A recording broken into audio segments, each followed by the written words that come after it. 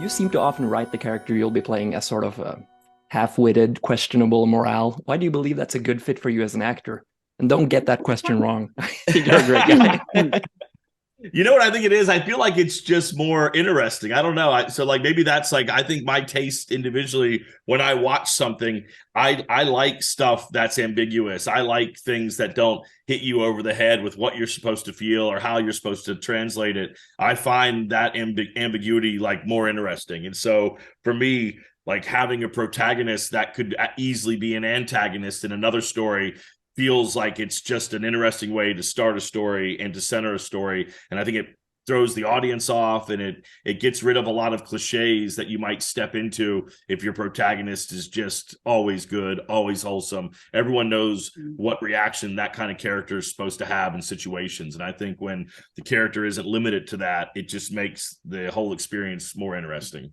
I read an interview where you said that you just need to write what you feel you want to see and what feels appropriate for the times. Why do you believe a comedy drama show about ministers and megachurches is appropriate? It just felt like something I hadn't really seen, to be honest with you. It's like I feel like a lot of times when Hollywood takes on anything in the religious world, I think it's either like so religious that it isolates people who aren't religious, or it's so sort of cynical about religion that it isolates people who are religious.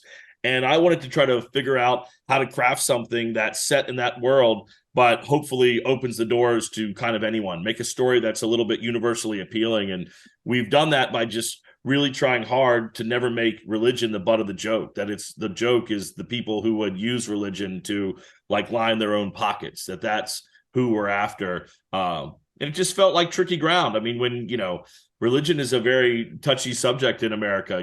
There's a lot of people with a lot of different beliefs, and it felt like an interesting task to try to like make something that was accessible in that world. After 2, soon 3 seasons, has the reactions from the Christian community changed during this progress?